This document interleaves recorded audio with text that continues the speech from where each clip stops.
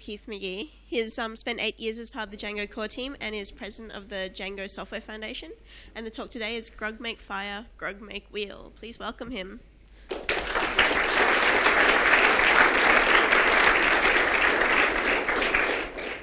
All right, well, thank you very much. For those who don't know me, my name is Russell Keith McGee. My day job is as the Chief Technical Officer and co-founder of TradesCloud. We're an Australian software as a service provider for tradespeople, plumbers, electricians, people like that. My claim to fame, such that it is largely as a result of my involvement with the Django project. I've been a core developer on Django since 2006. I've been president of the Django Software Foundation since 2010. The DSF, for those who don't know, is the IP, legal and fundraising arm of the Django project. And because I've been involved in a big project, I've been involved in packaging. Not as someone who developed the standard or developed the tools, but as someone who's had to use them.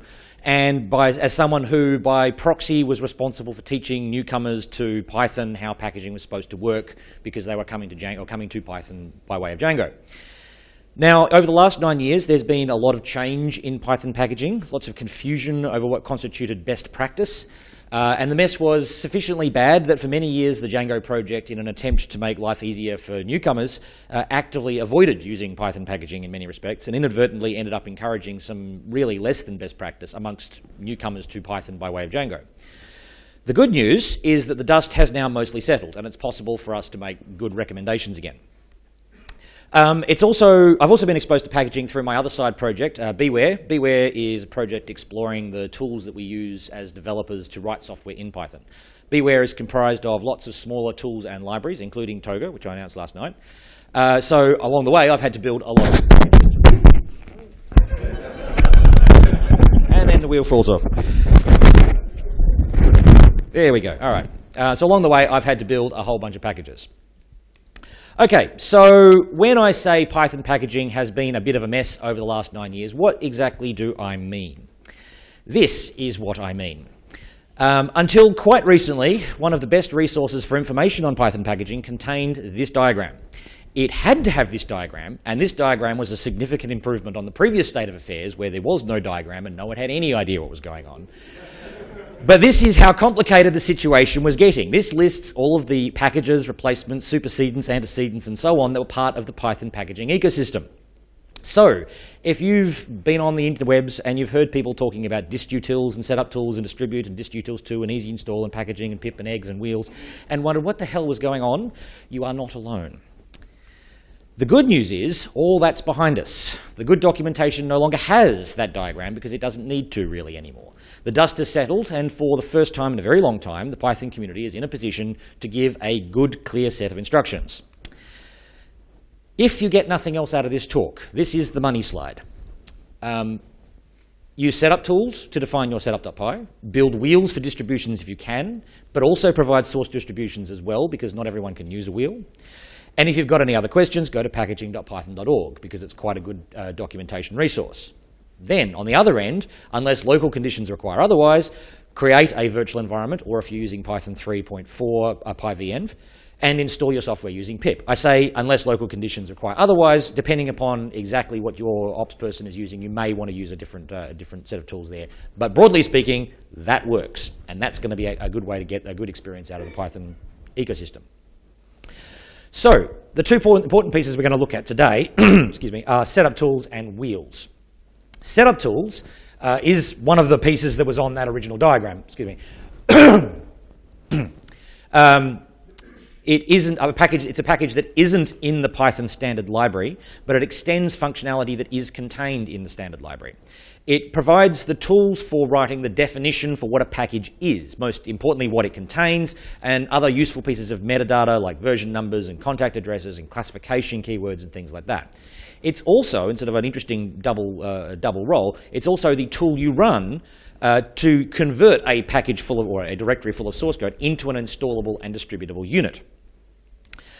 The other important piece of the puzzle is a wheel. What's a wheel? Well, a wheel is a distributable unit of Python code. Consider something like PIL, the Python imaging library, now Pillow, or a database binding. It's not just Python code. There is a binary component as well. There are other resources that need to go along.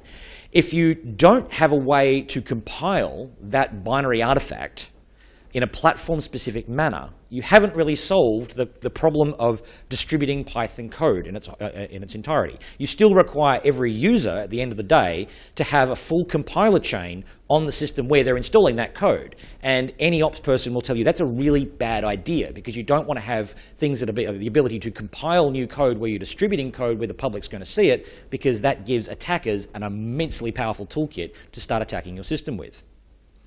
To a lesser extent, this is even true if you haven't got those binary components. If there is code that needs to be run at the point at which a pure Python package is installed, that's less than ideal as well, because again, code might execute wrong. It's more reliable and also much faster to ship ready-to-use code. Here, use this. I know it works. Under the hood, a wheel is just a zip file with a very well-known internal structure and a couple of pieces of metadata to describe exactly what it contains. The metadata is a description of what it is, what parts it contains, where they have to go, and by inference, how to get them out again once you need to remove them. They're versioned by the operating system they support, or all operating systems if they are genuinely a universal product. So you can produce a Windows wheel, and you can produce an OS X wheel. Unix support is a little bit of a thorny one. It isn't quite there yet for all of the ABI compatibility reasons that binary support on Unix is always a problem.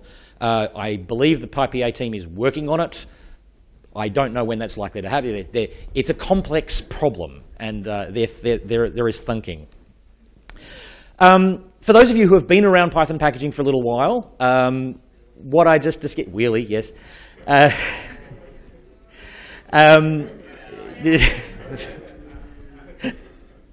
like a good pun. For those who have been around the Python community for a while, what I just described there, a zip package, a zip file that contains metadata and code, may sound quite familiar. Because haven't I just really described what an egg was? For those who are newer to Python, eggs were another one of those magic keywords that was mentioned in that original diagram. They were a distribution format that was introduced when setup tools was originally introduced. The catch is that wheels are very similar to eggs in many respects. They're both zip files and metadata. But wheels differ from eggs in one very important respect. Eggs were intended to be an execution format as well. You ran your code inside the egg. You distributed the egg and it ran in there.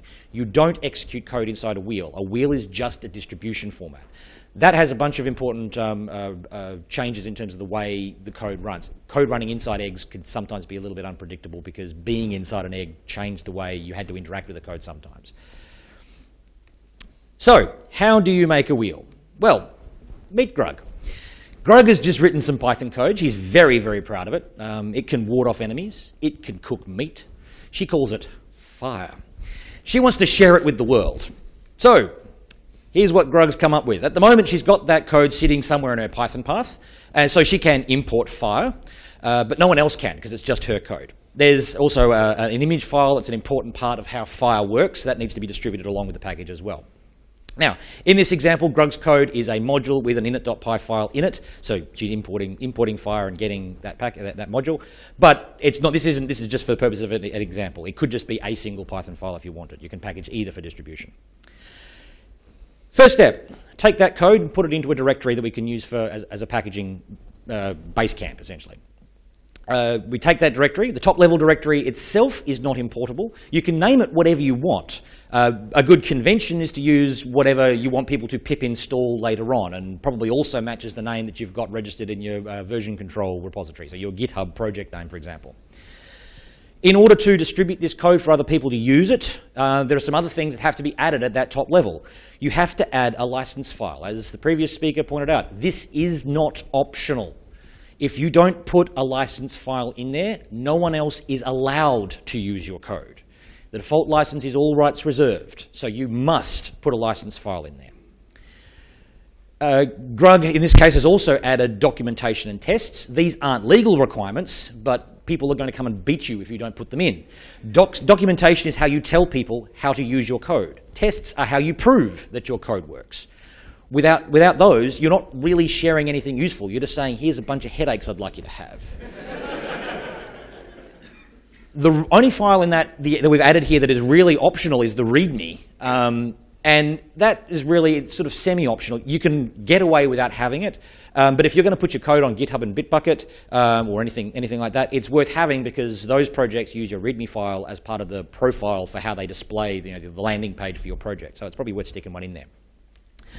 Some other tools that you might find useful. Tox is a meta-testing tool. If you are in the modern Python ecosystem, you're running your tests for Python 2.6 and 2.7 and 3.3 and 3.4, and if you've got some external dependencies, like a binary library for interacting with a database, for example, you might have your bindings against Scikit-PG 2.4, 2.5, blah, blah, blah. You've got a great panoply of dependencies that you need to all check all the possible combinations. Tox is a way to meta-test, to say, here's my suite, this is the test suite and how it runs. I want you to run that test suite in these combinations. Run Python 2 and this, Python 3 and this, Python 2.4 and this, blah, blah, blah. And you just run the test suite once. It goes off and uses a bunch of virtual environment tricks and whatnot to construct a whole bunch of virtual environments, each of which is a testable configuration, and then report back at the end of the day, all your test suites pass in all of the configurations you want to release it in. Makes release testing a very easy proposition instead of an absolute nightmare. Sphinx is the de facto tool for writing Python documentation. You specify your docs in a restructured text format, and Sphinx provides the tools to publish them as HTML and as PDFs and as EPUBs and so on and so on. Lots of syntax that's really useful for defining APIs and glossaries and cross-references in complex documentation and all the things that good docs should have. Particularly good technical documentation should have. So it's well worth the time to go and spend some time and work out how it works. Read the docs isn't something you need to configure in your code, but if you've gone to the trouble of using Sphinx to build up your documentation, Read the Docs will very nicely host it for you in a very, very pretty online format and do it for free as well. So well worth jumping on and playing around with that. So at this point, you've got all the bits that you need to distribute, and they're all documented and tested. What we need to do now is tell Python how to package this up in a way that allows other people to use it. So to package, we need to add a few more files. We need to add a setup.py file, a setup.cfg file, and a manifest.in file. Once we define those, we can actually perform the packaging. How do we, I'll step forward here, how do we actually do the packaging? Well, the setup.py file that we create is what we're going to run to create the package. Okay, it serves a double purpose. It's both the definition for what we're going to package and the tool that we use to do the packaging. When you invoke setup.py, you pass in a command or multiple commands to execute. Like in this case, bdist wheel. We're saying we want to build a binary distribution of a wheel, or sdist. We want to build a source distribution. These request the packaging system to do particular things. Okay, so what do we put into our setup.py file? Well, a setup.py file, as the extension suggests, is actual Python code. So it starts with imports, most notably importing the setup method out of setup tools, which is providing the resources to define what's in our package. The keyword arguments, essentially the money bit of your setup.py file is a function call to setup. That then the keyword arguments to that function call define what it is that's going to be packaged. Now, I could easily give a whole talk just about setup.py, so I haven't got anywhere near enough time to go into all the configuration options that could potentially go into a setup.py file. The good news is that this part of the process is pretty well documented, and the old documentation is still relatively accurate. So even if you do find a 2 or 3 year old tutorial, you're not going to go too far wrong using that documentation on a modern Python packaging. As a starting point, there is really good documentation as part of packaging.python.org, which walks through a full example of a test project of how we can walk this through. So in the interest of time, I will defer to that resource. Okay, so what about the other two config files? We're going to need a setup.cfg file. Setup.cfg is the configuration file for how setup.py will run. It's a classic Windows configuration CFG file format config file. The headings are the commands that you're going to be executing, and underneath are then the values for the key value pairs describing the options are going to get passed in. So the heading is something like sdist or bdist wheel, and then the options that you want to pass in. So for example, if you find yourself, every time you run bdist wheel, you need to pass in the -- universal option, you can put that in your setup.cfg file. So first line is if you manually type that every time, it will perform it the way you expect. But if you have a setup.cfg file that says bdist wheel universal equals 1, every time you run setup.py bdist wheel, the -- universal is implied. You don't have to have this file. Essentially, all you're really doing is defining the default settings when you actually run the Python packaging tools. But obviously, if you specify the setup.cfg file, there's zero chance that you'll forget to include an option later on. So, for example, if you leave off the -- universal, you're going to be building platform-specific wheels, even though your code you know is universal. So it's a good idea to have a setup.cfg file to make sure you don't forget those options. The last file you have to add is a manifest.in file. This defines everything else that needs to be included in your source distribution that isn't actually necessary for the code to run itself.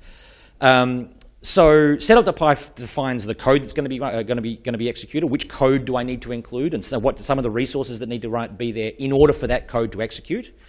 But that's purely for functional purposes. The code and the data you need to be able to run the package. You may also want to distribute, as part of your source distribution, documentation, tests, examples, other resources. So the manifest.in file contains a series of commands, one per line, saying, by the way, when you build my source distribution, also include this stuff. So in this case, recursively go down the docs directory and find all the star.py files. Recursively include everything in the docs file and include all the star.rst files. Go into the include just the test directory or just the Python files in the test directory. There's a whole bunch of commands you can do in there to sort of selectively pull together and exclude and add and modify the things that are in your manifest.in. Again, some other tools you might find useful in this space. Check manifest is a command you can use to validate that your manifest.in is correct. Essentially, you pip install check manifest, and what you get is a command line tool, so you check manifest.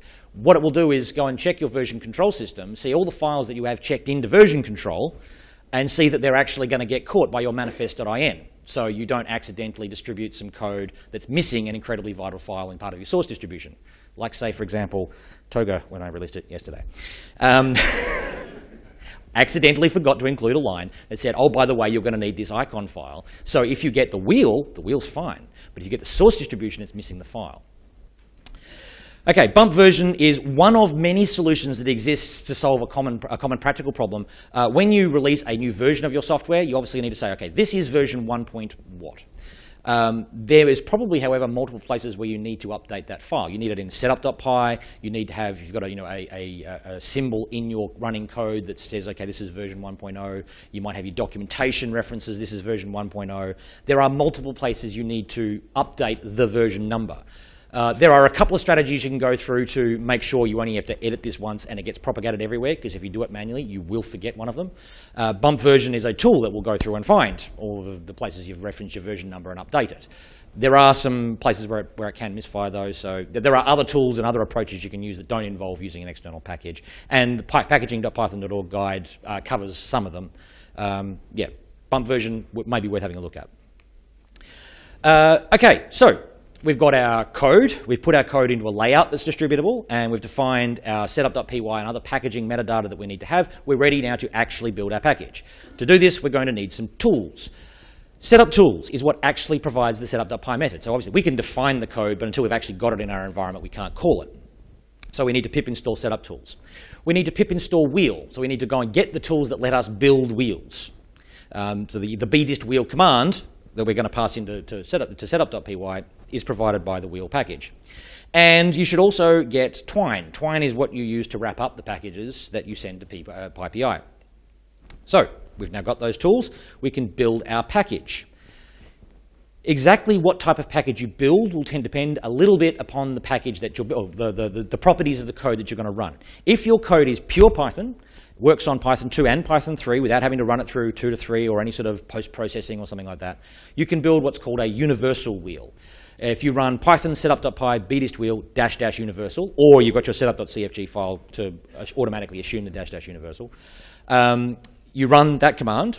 It'll spew out a whole lot of content, and one of the things it will do is produce this directory called dist, and in that dist directory will be a file named, in this case, pythonfire 010-py2.py3-none.any.wheel.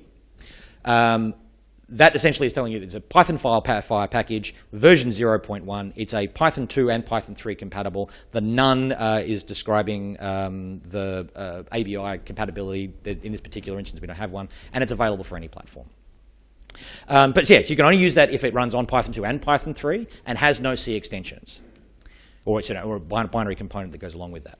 If your project does have C extensions, you'll need to build one for every platform on which you wish to distribute. So you'll need to get onto your Windows box and build a Windows wheel. You need to get onto an OS X box and build an OS X wheel. The ones you build are at your discretion and the build resources you have at your disposal. There's nothing preventing you from just building an OS X wheel and not building a Windows wheel, other than Windows people will get annoyed.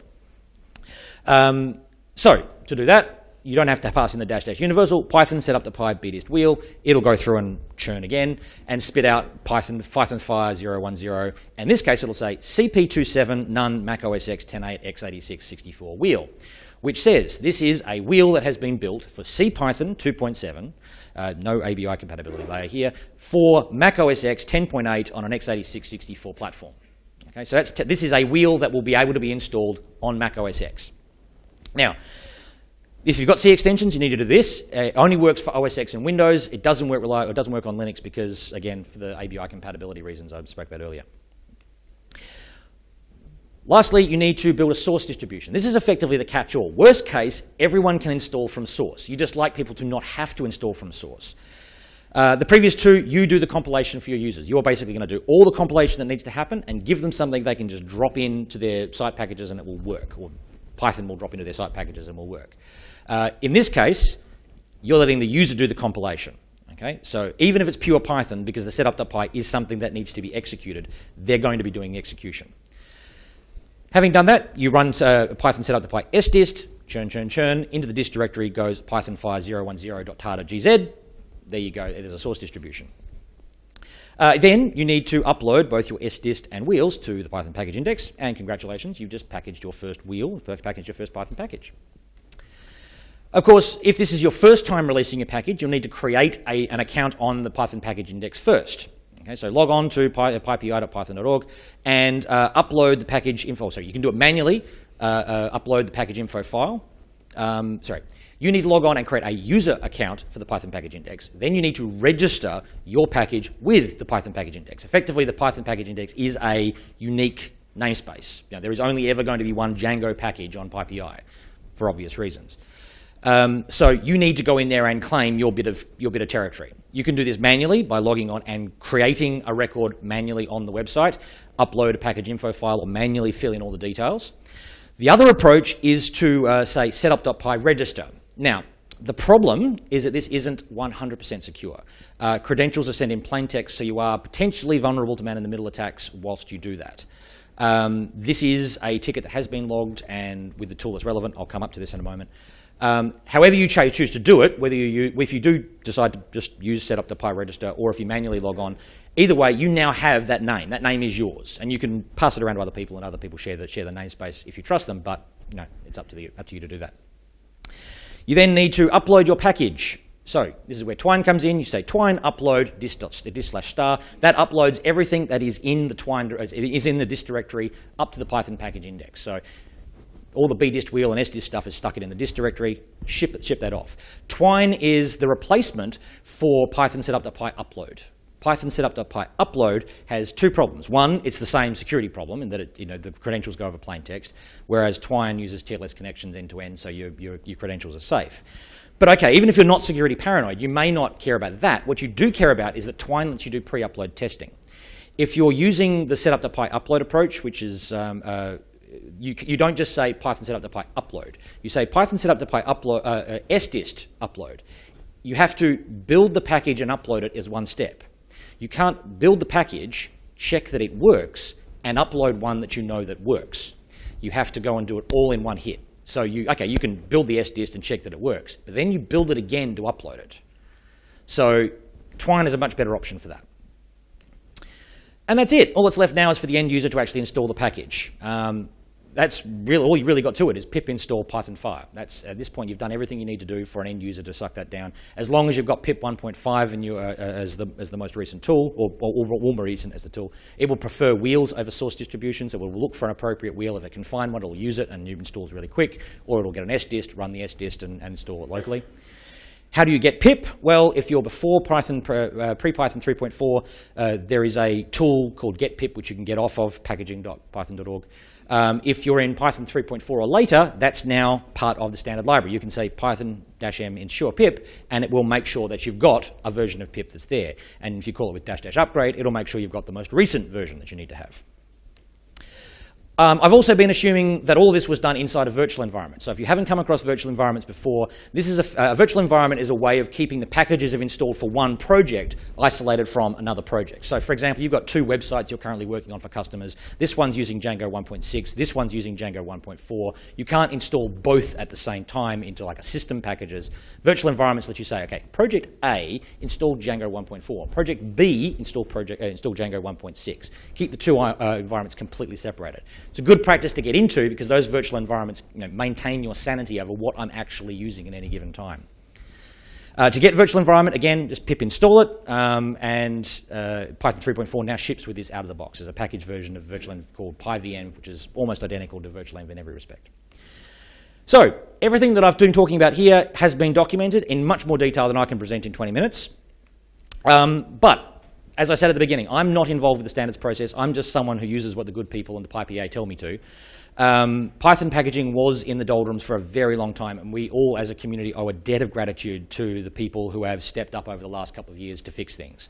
In particular, I want to shout out to one person who is here, Nick Coughlin, who holds the benevolent dictator for life of Python packaging, and someone who isn't here, and I have reason to believe is fictional because he never comes to conferences, Donald Stuft, who has been doing extraordinary work behind the scenes, building Twine and building all the other bits and pieces, a lot of the bits and pieces. There are other people involved as well, so it's not purely these guys. There are other contributors as well, but these guys have been doing some huge work, and as a community, we owe them a huge debt of gratitude. So if, and the worst thing is that a lot of what they've been doing has been greeted with highly productive internet shouting matches.